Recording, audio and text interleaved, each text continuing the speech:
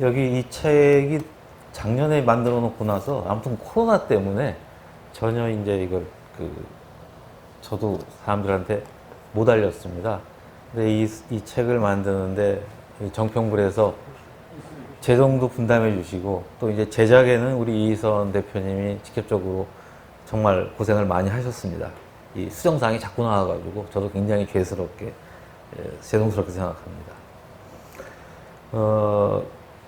저는 뭐 아시는 분은 아시겠지만은 옛날에 민중불교운동연합 활동을 했었고요. 그 다음에 이제 94년 종단 개혁 이후로 개혁회의 홍보과장을 했었습니다. 그리고 나서는 조계종 포교원의 포교연구과장도 한 2년 했었나요? 그래가지고 종단밥도 좀 먹어가지고 종단의 그 구조와 현실에 대해서 뭐 아주 낯설지는 않은 처지입니다.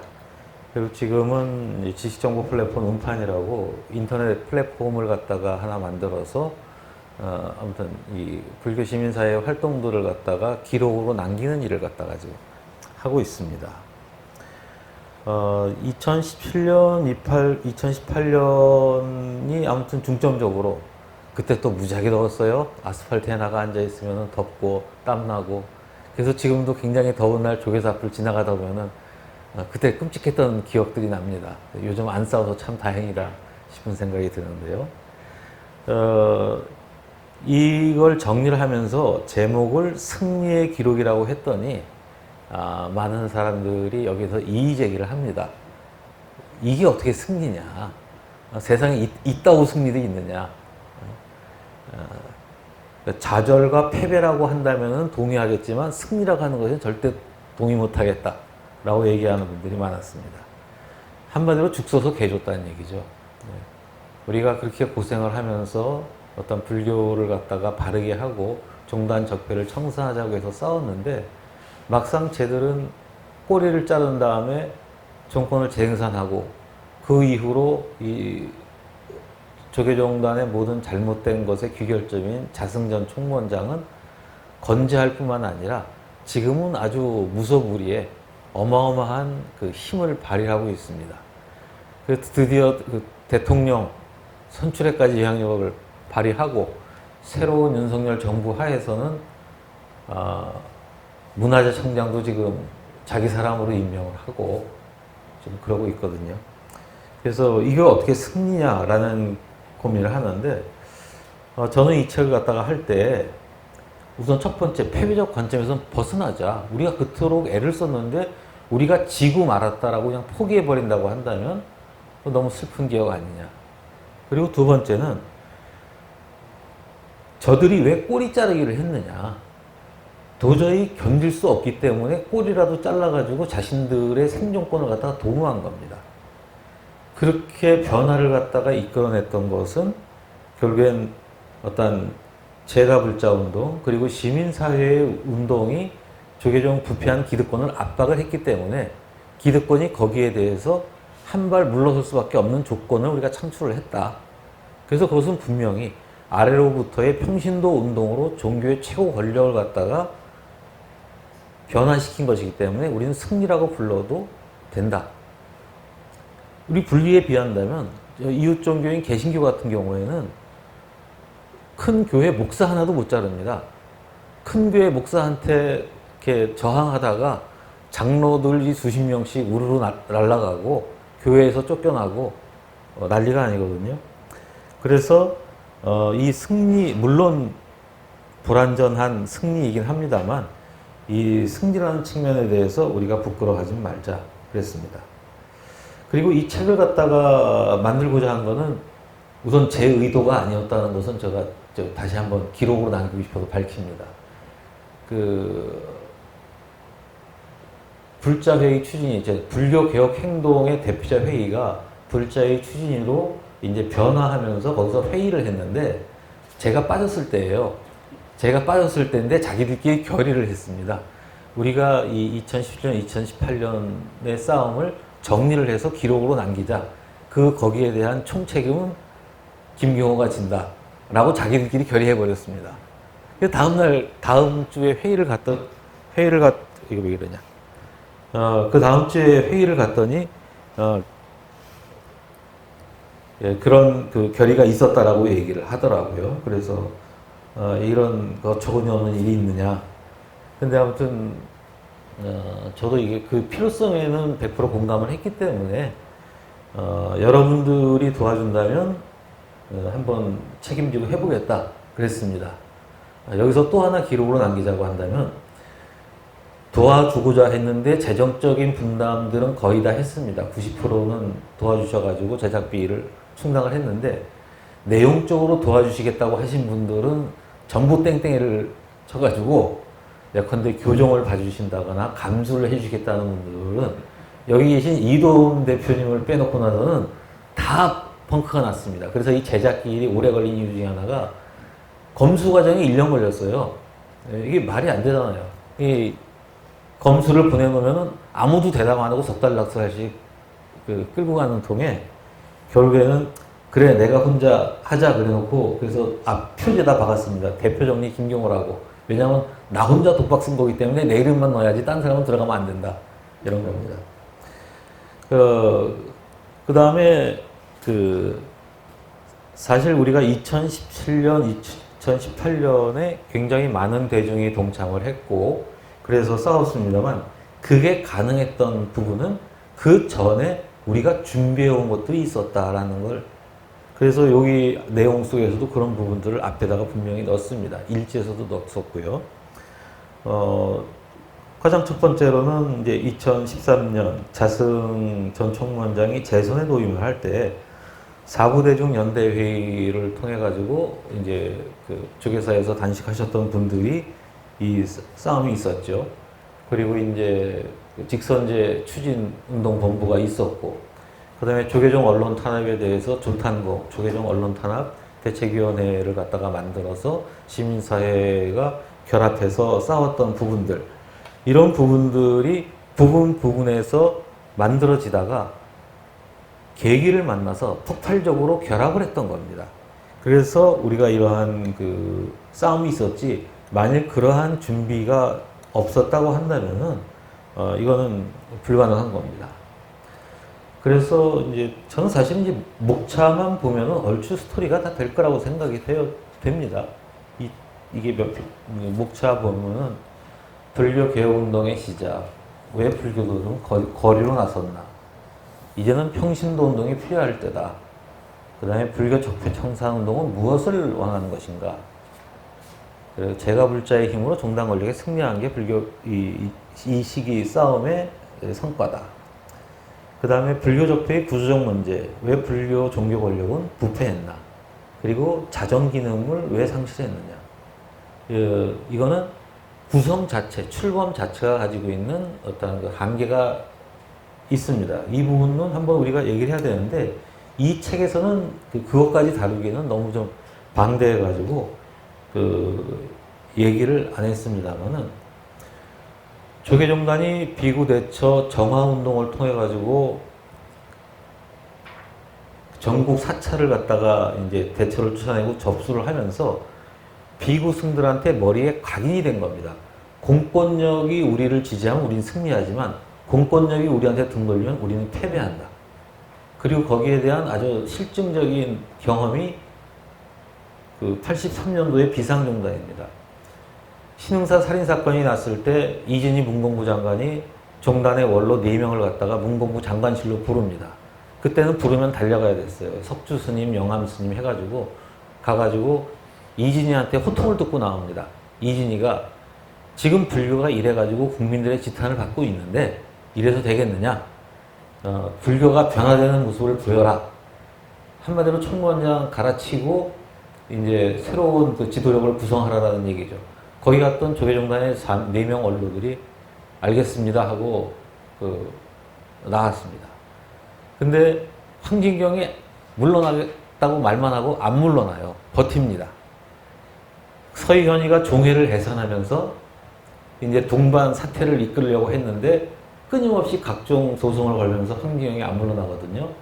이것을 갖다가 당시에 청년불교도 연합을 비롯한 비상종단 팀들이 결국엔 황진경이를 끌어내고 이 총무원을 접수를 합니다. 그러니까 이런 부분들이 가능했던 것들이 공권력이 봐줬기 때문이거든요. 그래 놓고는 말을 안 들으니까 84년도에 해인사 승려대에서 그 오노건 그 교보문사 주지연합 회장이 주최한 그 해인사 승려대에서 비상종단을 불심 결의를 내고 해인사에서 그 결의를 하는 순간 서울의 조계사 옆에 대기하고 있던 별동대가 조계사를 쳐들어와서 비상종단 사람들을 쫓아냅니다. 대부분은 해인사 승려대보로 내려가 있었거든요. 그때 있던 사람들이 종로서에다가 SOS를 칩니다. 지금 폭도들이 조계종 총무원을 쳐들어오는데 그 종로서에서 이걸 지켜줘야 되지 않습니까? 폭도들을 막아줘야 되지 않습니까? 근데 종로서장이 대답을 안 합니다. 거기서 이제 뼈저리게 느낀 거죠. 그래서 94년도에 그 서희훈을 쫓아냈던 그 비상종단이 아니라 그 종단 개혁 팀들이, 개혁회의가 그렇게 김영삼 정권이랑 빨리 타협을 보고 종단의 어떤 그 법 질서, 직선제도 포기하고 뭐 확대된 간선제나 이러한 차원으로 자꾸 갈 수밖에 없었던 것들은 그때 사람들이 83년도를 본 사람들이에요. 예, 그렇기 때문에 빨리 정치 권력하고의 갈등 관계를 봉합하지 않는다고 한다면 우리들은 굉장히 힘들어진다라는 그런 공포가 있었던 것이죠. 그래서 저는 조계종단 구성의 구조적 문제, 역사적인 그런 경험들이 지금 한국 불교를 갖다가 규정하고 있다. 근데 이제 그 이후로 변화가 됐죠. 민주화가 됐습니다. 권위주의 정권은 물러나고 이제 지자체 민주화 정권이 됐는데 이게 어떻게 되는 문제냐 하면은 표를 동원할 수 있는 대중 조직, 거대 종교들에 대해서 정치권이 이제 눈치를 보는 상황이 됐던 겁니다. 80년대 중반에 그 황진경이를 물러내고 서희환이가 총무원장이 됐을 때 그때 문광부였나요? 문공부였나요? 장관을 갖다가 아련하기 위해서 거기 가가지고 그 철제의자 접는 거 있죠? 거기 비서실에다가 그거 펼쳐가지고 거기 쪼그리고 앉아가지고 3시간을 기다리고 있었답니다. 그래서 그 꼴을 보다 못해서 당시 종무관으로 있던 이용구 씨가 돌아가 계시면 제가 장관을 하고 만나는 자리를 한번 세팅을 하겠습니다. 그래서 이제 갔다는 거죠. 그때 상황이 그랬습니다. 총무원장도 그런 식으로 비굴하게 살아야만 됐고, 전통사찰 재산관리인은 임명장을 받으면 지방관청에다가 돈봉 타고 들고 가서 신고를 해야만 하는 그런 처지였습니다. 그런데 갑자기 87년도 직선제가 되고 민주화가 되고 어쩌다 보니까 유력 정치인들이 종교 지도자들하고 해서 스님들을 찾아와요. 대통령 선거 시기가 되면은 총무원 청사로 대선 후보들이 저 하늘같이 임금이 되실 분들이 와가지고 이제 좋은 소리하고 덕담하고 필요한 거 없느냐 그러고 갑니다. 이 변화된 세상에 많은 사람들이 적응을 아직도 전 못하고 생각하고 있습니다. 가장 적응을 잘한 게 자승입니다. 자승은 이 변화된 세계에서, 변화된 시대에 자기가 영향력을 행사할 수 있는 부분들은 굉장히 상품 가치가 높다라는 부분을 굉장히 잘하는 사람이에요. 이 부분을 갖다가 포장하고 조직하고 그 다음에 적절한 시기에 위력 시위를 함으로써 자신의 어떤 그 가치를 극대화하는 사람입니다. 2009년에서 2014년 자승 일기, 우리가 그 적폐청산하고 얘기했을 때 율장에 어긋나는 스님들이 우리를 비판하고 있는 건 아닙니다. 250개 비구계 중에서 어느 항목이 틀렸어요 라고 얘기하는 게 아니라 저 사람들은 우리 사회인의 상식으로 볼 때도 저건 도저히 용납할 수 없는 잘못된 사람들이다. 부정부패를 저지르고 범죄를 저지르고도 모른 체하고 내지는 거짓말을 일삼고 이런 걸 얘기를 하는 거거든요. 그래서 근데 자승 시기에 적폐라는 게 뭡니까? 우선 가장 먼저 사람들의 공분을 산 게 도박 사건이었죠. 그것도 도박 사건도 도박했다고 카더라가 도는 게 아니라 도박 그 영상이 이제 언론에 제보가 됐습니다. 그랬더니 어디 큰 조계사 주지 이런 식으로 큰절 주지라고 폼 잡던 양반들이 속옷바람으로 둘러앉아가지고 고액권 수표를 갖다가 돌리고 있는 게 그대로 영상에 나왔던 거예요. 그러니까 사회인들 같은 경우는 몇만 원짜리 고스톱을 쳐도 도박이네 아니네 그러고 있는데 지주돈으로 사는 사람들이 저런 도박을 해서 되겠느냐라는 사회적 공문을 받던 것이고요. 그 다음에 청정 비구 종단을 건설하겠다고 대처승들을 쫓아냈는데 알고 보니까 저기에 웬 은처승들, 이 성스캔들 일으키는 성추행하는 놈들이 섞여 있더라. 그리고 그들을 갖다가 속아내지를 못하고 있더라. 이런 얘기들이 있으면서 청정승가라는 종단의 자기 정체성, 이데올로기가 무너지기 시작하는 겁니다. 그리고 적광 스님이 자승 스님 재선을 앞두고 기자회견을 하려다가 총무원 바로 앞에서 경찰들이 지켜보는 앞에서 납치당해가지고 지하실로 린치를 당했는데도 공권력이 아무런 일도 안 합니다. 종단의 공식 호법기구가 승려를 갖다가 폭행하는 범죄를 저질렀는데도 아무로도 책임지는 사건이 없습니다. 그 다음에 선거를 거래한다면서 그 종상 스님의 행동대장인 그 장조한테 약속드립니다. 주요 사찰에 대한 인사권은 상의를 하겠습니다. 뭐 이런 식으로. 그 다음에 총무원, 부원장제를 신설해서 부원장으로 앉혀드리겠습니다. 이런 각서를 써주는 선거 거래를 갖다가 하게 되는 겁니다. 그래서 이러한 문제들 때문에 사부대정연대회가 출범해서 싸웠던 것이고요. 2013년, 2017년 같은 경우는 자승 2기가 들어섰는데 자승 2기 정권은 이 부정부패가 더욱더 심화되는, 조금이라도 개선되지 않았던데 이제 우리가 문제를 그리고 고민을 하게 되는 것이죠. 선거 거래는 여전히 계속됐고요. 봉은사 주지에 이제 불국사 종상이 임명한 사람을 갖다가 앉혀주겠다라고 했다가 내부 불교광장에 저항을 받았지만 결국에는 없던 일도 했죠. 그래서 이제 원학 스님이 종상 스님의 추천으로 봉은사 주지에 갔었고요. 동국대는 총장 선거에서 스님 총장을 만들어야 되겠다면서 외압을 행사해가지고 김희옥 총장이 그때 물러나게 됐던 것이고요. 그 다음에 언론 탄압. 이 대명천지 21세기에 언론을 막고 그것도 당당하게 광고, 취재, 접촉 뭐 해가지고 5금 5가지 언론을 갖다가 활동할 수 없도록 막았습니다. 그 결과 올해 초죠. 올해 초에 불교 포커스가 결국에 문을 닫았고 불교닷컴은 그 종회 의장단한테 이제 삼배하고 이제 그 해종 언론 지정을 간신히 벗어났습니다만 여기에도 이제 또 걸리는 게 있죠. 자승은 자신에 대해서 그 칭찬도 비난도 하지 마라. 자기를 거론 자체를 하지 말라라는 것을 갖다가 옵션으로 요구를 하고 있습니다.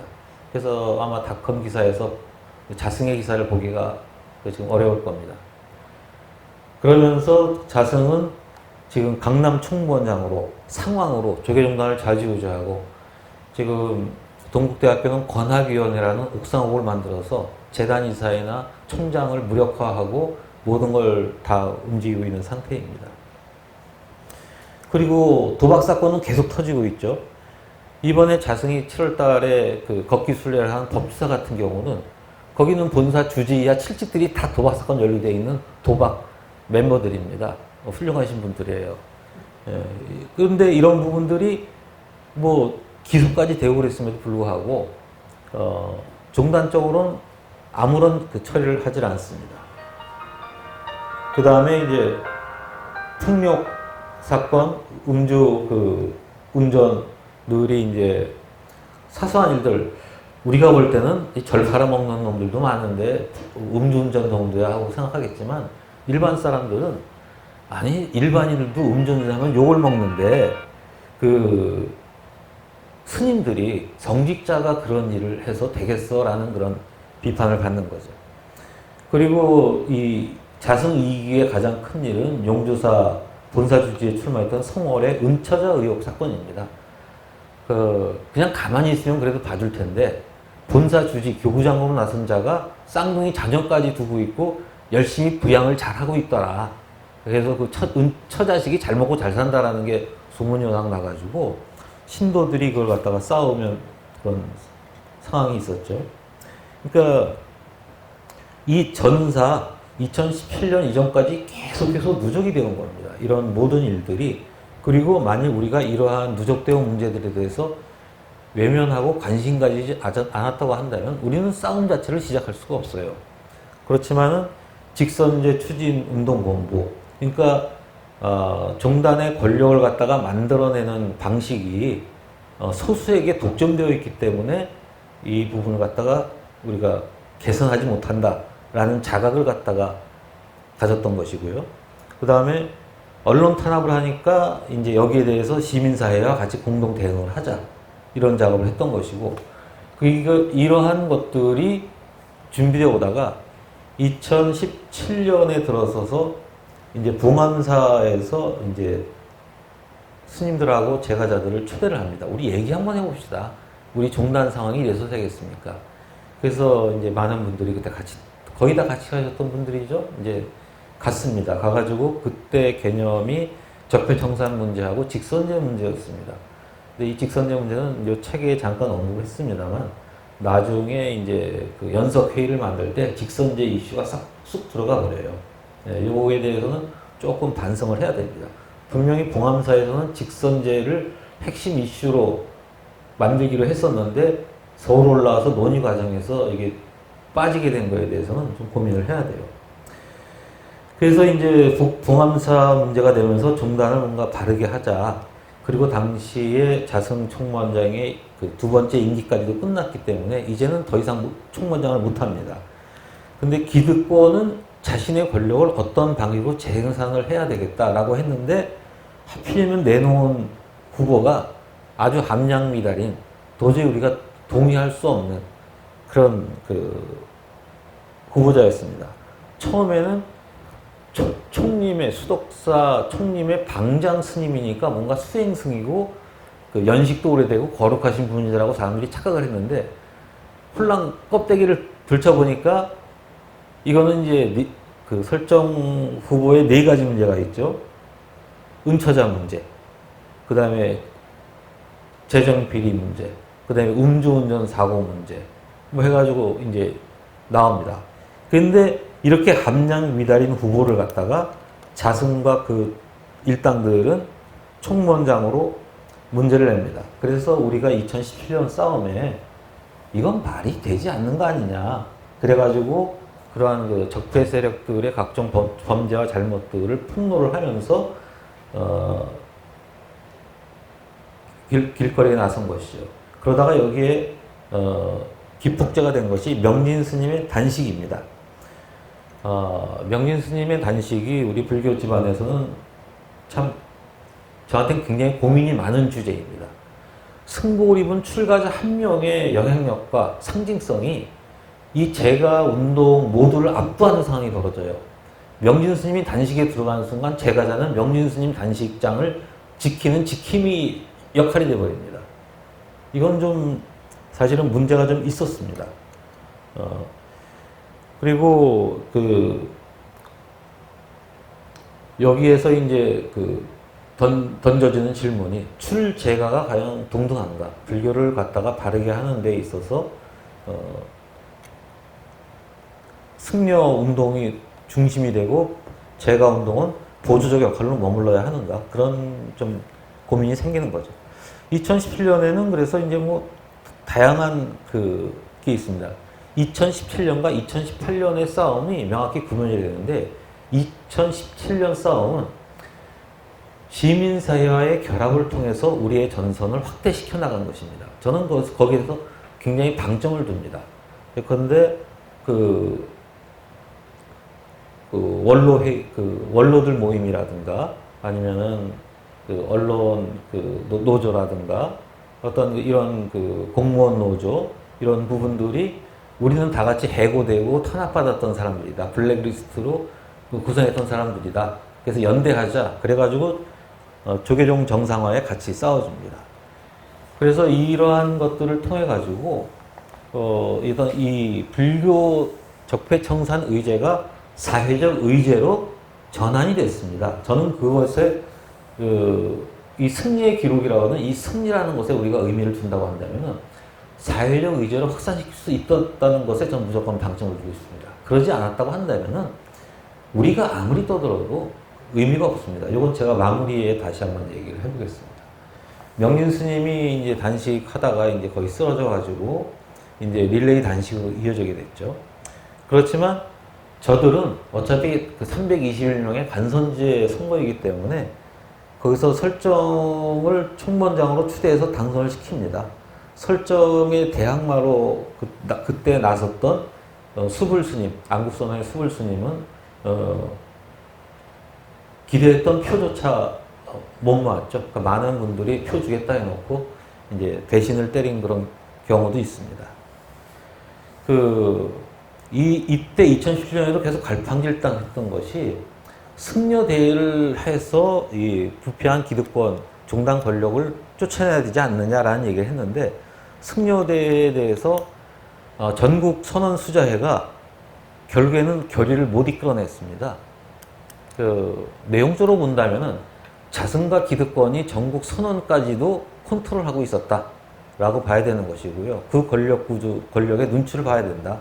이렇게 보는 것이고, 종단의 몇몇 가지 이제 선거인단이 총무원장을 선출을 하게 되면은 이 선출된 총무원장에 대해서 이제 원로회에서 인정을 하고 종정이 총무원장을 갖다가 임명하게 되는 이런 프로세스가 있는데 종단의 어른이라고 할 수 있는 원로회의조차도 결국엔 자승의 영향력에서 벗어나지 않더라. 이제 그런 고민을 하게 됐습니다. 그러면서 이제 설정 스님이 11월 1일인가요? 조계사 앞에 길을 막아놓고 수덕사에서 버스로 동원한 신도들을 해가지고 거기서 이제 취임식을 아주 요란 떡적지근하게 그때 했습니다. 그래서 이제 날 추워지고 그러니까 계속된 투쟁을 우리는 이제 약속을 하면서도 이제 물러나게 됐던 것이죠. 근데 2018년에 들어서면서 이제 1월 달에 우리가 그냥 있긴 어려우니까 피켓팅 걷기 시위라도 하자. 그래서 조계사 인근을 갖다가 이제 우리가 쭉 돌고 그랬었습니다. 그러면서 여기서 하나 기억해야 될 거는 이제 불교닷컴의 이성만 대표가 그 설정 후보 측으로부터 고소고발을 당하면서 쌍방 고소고발, 법적인 그 소송을 갖다 포기하지 않았던 거예요. 굉장히 피곤하고 어려웠던 일인데 이게 나중에 굉장히 중요한 이거 역할을 하게 됩니다. 2018년의 사건들에 대해서는 여기 이제 쭉 나와 있었죠. 우리가 이제 봤던 것 중에 하나가 우리가 그 해에 굉장히 중점적으로 싸운 게 문화재 방제 시스템에 대한 문제였습니다. 자승 1기에 세팅을 해서 국고 2,500억을 갖다가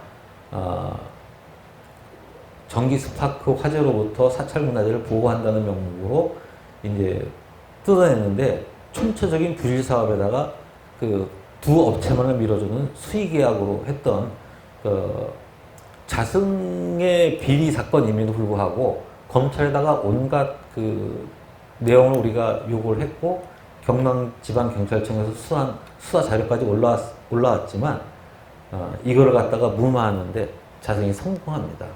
그래서 우리 그 싸움에는 우리가 좀 성공하지 못했다는 건 분명히 얘기를 해야 되는데 이때 뭐가 터졌냐면은 PD수첩 1, 2가 나오게 되죠.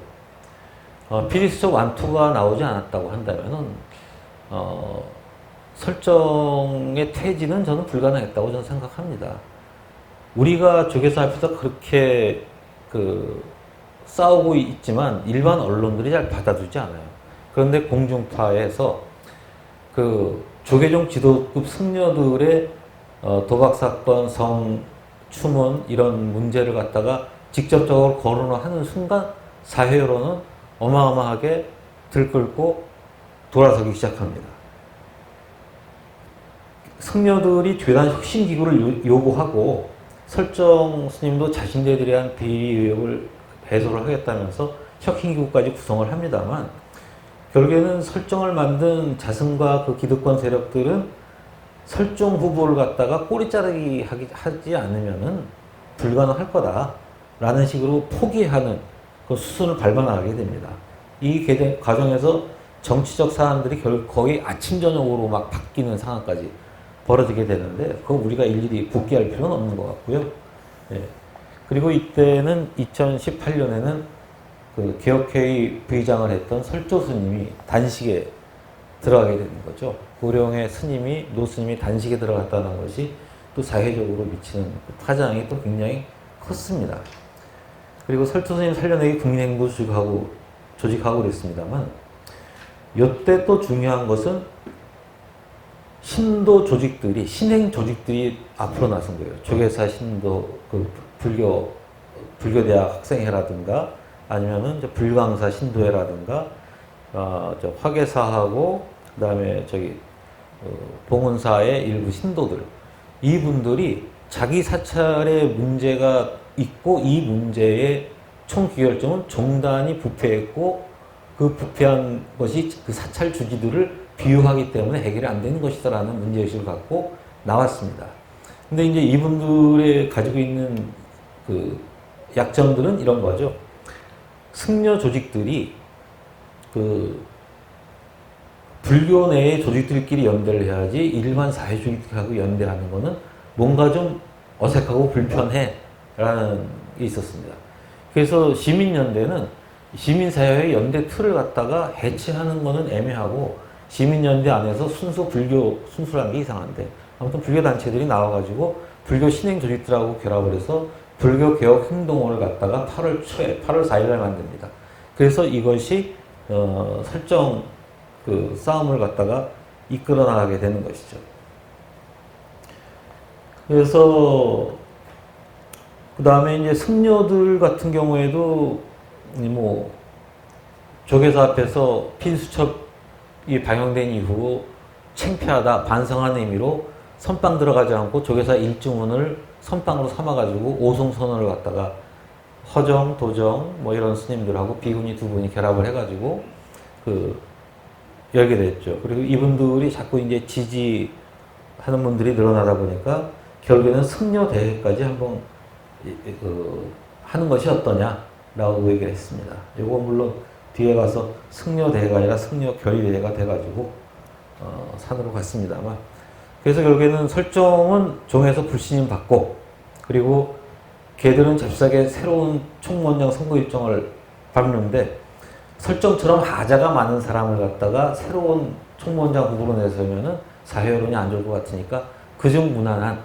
원행을 갖다가 종회의장을 했고, 그때 원행이 승가대 총장을 했었나요? 그래서 원행 스님을 갖다가 36대 총무원장으로 이제 이끌어 올립니다.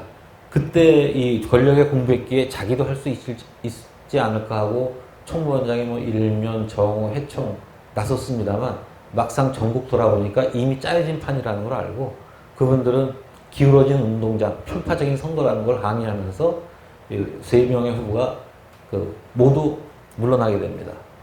그리고 그러니까 이제 원행 후보 하나가 남았죠. 여기에 이제 웃긴 얘기 하나가요. 선거인단이 뽑혔는데 후보가 한 명밖에 안 남은 거예요.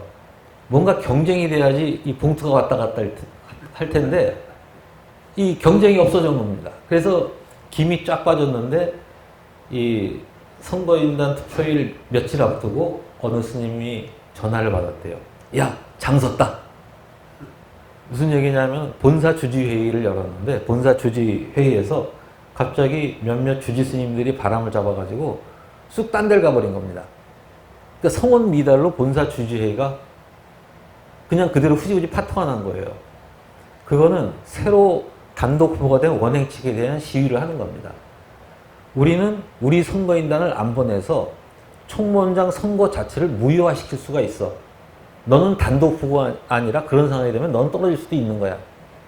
그랬더니 이제 선거를 위해서 그 전날 올라오죠. 그리고 표 단속하느라고 전부 그 단체로 본사별로 내지는 모여서 잠을 자게 됩니다. 근데 여기에 이제 후보가 원행 스님 측에서 인사를 짜고 옵니다. 제가 이번에 총무원장 하려고 하니까 스님들 잘 지지 부탁합니다. 그리고 이제 가요. 그러면 그 지지하는 분 중에 한 분이 옆방에 앉아가지고 스님들 얼굴 좀 봅시다. 한 명씩 불러서 거기서 이제 봉투를 하나씩 나눠줬습니다. 이 얘기를 해주신 분은 그때 자기가 받은 돈이 1,000,000원이었다. 라고 얘기를 합니다. 그러니까 이 양반은 그 종회의원도 아니고 본사주지도 아닙니다. 제일 말단, 저 보이지도 않는 선거인단인데 1,000,000원입니다. 그럼 그 중에서 자기 세력 좀 있고 있는 분들은 분명히 뭐 더 받았다고 보는 것이 합리적 의심 아니겠습니까? 원행 스님이 들어와서 인사를 해야 되는데 인사의 부국장 인사에 대해서 강남 원장의 의중이 이러하다 이런 소문이 들리고 그 의중대로 쭉 돼요. 그러다가 국장 한 명을 갖다가 원행 스님이 임명한 적이 있습니다. 근데 거기에서 무슨 소리가 나냐면 이거 강남에서 좋아하지 않을 텐데. 그랬더니 얼마 뒤에 며칠 뒤에 강남의 은정 그 재단 앞에서 그 냉면집에서 식사하는 자리에서 여러 스님들이 있었답니다. 강남 원장도 있었고 새 총무원장 원행 스님도 있었고 종회원들도 있고 쭉 있는데 거기서 원행 스님이 키 작으신 분이 일어섰는데 뭐 일어서 봤자죠. 아 제가 요 근래 우리 그 큰 스님 심기를 불편하게 해드린 적이 있는 것 같아서 죄송스럽게 생각합니다. 라고 공개적으로 항복 참여 선언을 해버린 겁니다. 예. 그 이후로 이제 사람들이 알게 됐죠. 아, 조계종단을 움직이는 게 정확하게 누구다. 라는 걸 알게 된 거니까 그 이후로 줄은 분명하게 넘어갔습니다. 여기에 뭐 이제 이기홍이라든가 종단 권력에 기생해서 내지는 그 같이 살아먹고 내지는 이제 김진태 전 검찰총장처럼 자성을 비유하는 자들에 대한 얘기도 있었습니다만 그런 얘기는 다 관두고요. 시간 다 됐으니까 제가 정리라고 할까요? 좀 고민을 한번 얘기를 해보겠습니다. 저는 끊임없이 생각하는 것이 불교만이 아니라 기득권, 그 종교를 갖다가 해결하는데 법적 권리자가 우선 중요하다. 근데 조계종은 오직 출가 2부중만이 투표권이 있습니다. 특히 비구들이 그 권력을 가지고 있는 것이죠. 비구들의 투표권이 있는 상태에서 제가자는 아무런 권리가 없는 무권리 대중이에요. 그러니까 종단 권력을 만들고 재행사하는 과정에서 제가자의 눈치를 볼 필요가 없습니다. 그래서 승려들이 조직화하거나 승려 대회를 조직한다라고 했을 경우에 기득권 권력은 경기를 일으키는 겁니다. 그걸 갖다가 때려잡기 위해서. 그래서 승려들의 조직화에 대해서 저희는 제가자들은 끊임없이 지지 성원을 좀 보낼 필요가 있다. 그 사람들이 움직일 수 있도록. 물론 아무리 그래도 그쪽이 잘 안 되고 있습니다. 그 다음에 두 번째. 우리는 불교 내적으로 제가자는 무권리 대중입니다. 존재하지 않는 대중이에요. 저는 이 싸움에서는 불교 내적인 싸움으로는 우리는 100이면 100 제가자는 진다고 봅니다. 아무런 권리가 없는데 투표권이 없는데 우리가 어떻게 이길 수가 있습니까? 일반 NGO 같은 경우에는 non-government라고 얘기를 하지만 그 사람들은 다시 다른 쪽으로 얘기하면 유권자 운동이에요. 그렇기 때문에 NGO 운동에 대해서 정치 권력이 신경을 쓸 수밖에 없는 게 그런 겁니다. 그런데 종교 권력으로 봤을 때는 종단 내에 제가 시민사회 부분들은 아무런 권리가 없는 자들인데 우리가 신경 쓰느냐. 그렇다면 우리가 지는 싸움에 있는 것이 아니라 우리가 이기는 싸움의 영역으로 우리 넘어와야 된다고 생각합니다. 바로 시민사회의 영역. 우리가 유권자, 주권자가 돼가지고 국고 보조금이라든가 우리 정부, 우리가 낸 세금에 기대가지고 종교 집단이 덕보는 게 많거든요. 불교는 문화재, 개신교는 복지라든가 교육, 예산 이런 걸 보고 있기 때문에 우리는 정당한 주권자, 유권자로서 여기에 대해서 불합리하고 잘못된 점들을 갖다가 공론장으로 이끌어내서 싸워야 되지 않느냐. 그러면 그 싸움은 우리가 이기는 싸움이다. 이렇게 보는 겁니다. 그렇기 때문에 제가 2018년에 일반 신행단체들이 일반 시민사회의 결합에 굉장히 그 경기를 일으키고 부담스러워했던 거는 우리 수준이 아직 낮아서 그런 것이지 이건 타협할 것이 아니라 극복해야 될 과제다라는 생각을 하는 겁니다. 저는 이런 생각을 해봅니다. 우리가 70년대 권위주의 정권 하에서 아주 사회가 극도로 이제 그 억압된 체제 속에서 일부 전위가 그 독재 권력의 폐여름을 냈습니다. 뭐 지하당 조직일 수도 있고, 뭐 전위 조직일 수도 있고, 싸워나갔거든요. 그러다가 이것이 이제 몸통이 커지면서 그 다음이 나온 것이 전선 조직입니다. 각 부문이 활성화되면서 이 부문 운동들이 뭐 민청년이 됐건, 뭐 민통년이 됐건, 뭐 우리 민물련도 그 중에 한 계통이겠습니다만 그런 걸 하다가 횡적으로 민주화의 전선을 만들어냈습니다. 전선운동을 했거든요. 전선운동을 통해서 결국엔 정치 권력도 이제 직선제나 이런 걸로 물러날 수밖에 없었습니다.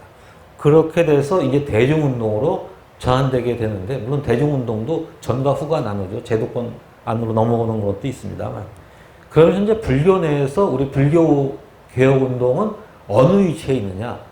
우린 대중운동의 위치는 아니에요. 우리 99.9%는 일반 신도들, 승려들한테 종속되어 가지고 스님들한테 굴종의 신앙을 하는 그런 방식입니다. 아직 우린 대중운동의 씨앗도 제대로 못 뿌린 상태이고요. 그렇다면 우리는 전선운동이냐? 우린 전선운동의 훈련은 2017년, 2018년을 했습니다만 그것도 사실 상당히 맹아적인 형태였다. 그래서 아직은 좀 전위적인 단위가 아닐까. 전위와 전선 부분을 오가는 상태인데 이 부분에 대해서 우리가 어떻게 저변을 확대해 나갈 것인지에 대해서는 조금 더 고민을 해야 된다는 생각을 합니다. 그리고 마지막으로 이런 겁니다. 우리가 같은 불교라고 얘기를 합니다만 제 경험으로 볼 때는 언어가 달라요. 우리가 불교 얘기를 하는 것 같은데 가만히 내용을 따져보면 그 바운다리가 너의 불교와 내 불교가 다릅니다. 너의 수행과 내 수행이 달라요. 이 개념들에 대해서 내 개념 설정이 무조건 정당하고 네 개념 설정은 틀렸어라는 식으로 싸움이 돼버리는데 이건 참 어려운 개념입니다. 뭐 우리는 깨달음을 추구한다. 말은 근사하죠. 근데 그 깨달음이 어떤 걸 의미하는 거냐라고 가버리면은 이건 백인백색이거든요. 뭐 사회적인 주제에 관심 가지는 건 이거는 오염된 얘기야. 이거는 오로지 나의 어떤 그 수행과 내 깨달음으로 귀결돼야 돼 라는 식의 방식도 있고요. 그래서 이런 부분들에 대해서도 우리가 좀 정리해야 되지 않는가 그렇게 생각하고요. 얘기를 하다가 이제 산으로 가버리긴 했습니다만 승리의 기록 같은 경우에는 저는 기록을 남긴다. 그래서 이제 이후에 음판이라는 것도 이제 일종의 아카이브로 작동할 수 있도록 플랫폼 작업을 하고 있습니다만 우리가 해왔던 것에 대한 정직한 기록을 남겨야만 거기에 대한 평가와 비판이 가능하고 이 다음 활동에서는 한 발짝 더 전진할 수 있다. 근데 우리가 우리 스스로를 잊어버리게 되면은 내지는 우리를 갖다가 비관해버리게 되면은 우리는 계속 반복하지 못하고 도드리표를 멈추지 않겠느냐 이런 생각을 해봅니다. 그래서 오늘 승리의 기록을 책을 내고 나서 공식적인 자리에서 처음으로 저도 한번 여기에 대한 얘기를 해보게 됐습니다. 아무튼 경청해 주셔서 고맙습니다. 네.